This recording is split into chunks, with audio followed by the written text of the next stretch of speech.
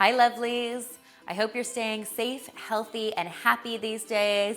And if you're anything like me, you're probably spending a whole lot more time at home than usual and doing a lot more cooking than you're used to, which is why for the next little while, I am sharing quick and easy recipes that can all be prepared using things you probably already have on hand in your pantry, your refrigerator, and your freezer.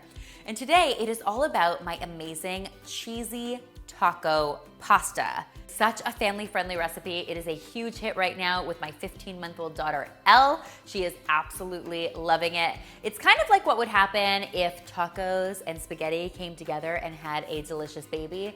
That's cheesy taco pasta. And you won't believe how easy it is to make. I'm starting, as I often do, with my nice big skillet heating up over the stove. You wanna make sure you've got something big, so either a soup pot or a Dutch oven, something with lots of space, because we are going to be cooking our pasta right in the same pot with our sauce. So it's gonna need a little space to move. I'm just going to start by adding a little bit of oil to my pan. I'm gonna use that oil to cook up my ground beef. I almost always buy my ground beef in bulk and then store it in the freezer for when I need it, so I have lots on hand. If you can't find any ground beef at the supermarket, do not fret at all. You could totally swap in some ground poultry in this recipe, that would work. Or you can actually leave this recipe vegetarian and it's still totally delicious. Once that oil is nice and hot, I'm going to go ahead and get my ground beef into the pan. I'm going to go ahead and cook it, breaking it up with the side of my spoon until it's no longer pink. That usually takes between 5 and 6 minutes. Once your ground beef has browned completely and it's no longer pink, you can go ahead and start to add some veggies to this. So I'm starting with some onion, tons of great flavor, of course, and one of those things I always have on hand in the pantry. And I'm also going to be adding some red bell pepper here. Now, I will just say that on one of my trips to the supermarket over the last few weeks, I wasn't able to find any bell pepper. If you're having any trouble finding bell pepper at your local supermarket, not to worry, you can definitely leave it out of this recipe. It is in no way critical. I like adding it because it's a nice way to sneak in a few more nutrients. We always like to add more veggies whenever we can, right? Basically, we are just going to cook this mixture until those onions start to soften up a little bit and they get nice and translucent. And then I'm going to add even more flavor with some minced garlic. I'll let that garlic heat up for another 30 seconds or so, and then I can go ahead and add my beans to the pan. So in this recipe, I am using some canned black beans that I've rinsed and drained. If you don't have black beans, not to worry, you could swap in some red kidney beans or even some chickpeas here. Whatever you have hanging out in your pantry will definitely do.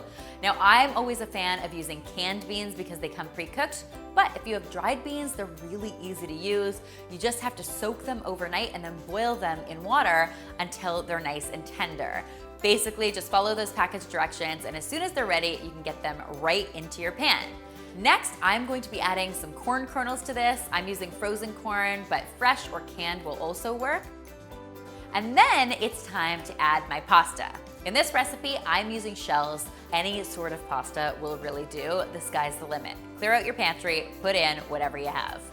Now, you've probably realized at this point that this is one of my patented one-pot pasta recipes, and that means that instead of cooking my pasta separately in a different pot, I'm actually going to be cooking it right in my sauce. And trust me, it's going to be delicious.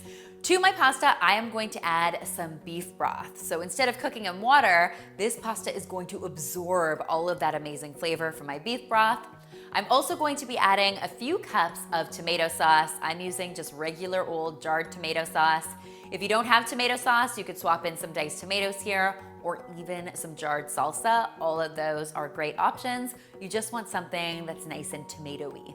Is tomatoey an adjective? I'm not exactly sure, but you get my point. Then for my taco seasonings here, I'm going to be hitting this with a little bit of chili powder as well as some ground cumin. At this point, guys, it's just a matter of giving this all a good stir. Now you're probably understanding why I recommended using a nice big pot for this recipe, because it's pretty loaded in here. Once you see those bubbles start to break the surface, you know that it is time to reduce your heat to medium. You don't want to cook this on too high heat, otherwise your liquid will evaporate before it has a chance to be absorbed by your pasta. Then you can go ahead, pop a lid on this and let it cook away for between 12 and 14 minutes. That's usually the time it takes for that pasta to get nice and tender. Word to the wise, whenever you are making a one-pot pasta dish like this, you wanna make sure you are stirring it regularly because of course, pasta loves to stick. So all that starch loves to get stuck to the bottom of your pan, and that is not what we want. We wanna make sure that this cooks up without sticking. So make sure you stir it regularly every 2 to 3 minutes, and in no time, you are going to have a dinner that you absolutely cannot get enough of. At this point, it's time to add my final ingredient, which in this case is a nice helping of shredded cheddar cheese. Now, you always have the option to leave the cheese out of this recipe, guys, but I have to say, for me, it makes this dish a little creamier, a little richer, a little heartier, and a little more comforting, which is seriously what I need in my life right now. I'm gonna finish this off with just a quick hit of some salt and pepper. Then we are ready to enjoy it. You can eat it just as it is or top it with a little sour cream, maybe some fresh cilantro, whatever you have happening in that refrigerator of yours. Guys, this is just one of those recipes that is completely irresistible and will have your family members coming back for seconds and for thirds. I highly recommend making a double batch if you have the chance because it freezes really, really well. Talk about convenient. I hope you'll give this tasty pasta a try, and if you do, be sure to tweet me, Instagram me, or Facebook me a photo because you guys know how much I love seeing your kitchen creations. The full recipe is linked in the description box below if you want to take a look for it there. And finally, if you haven't already, be sure to subscribe because there is lots more deliciousness where this came from.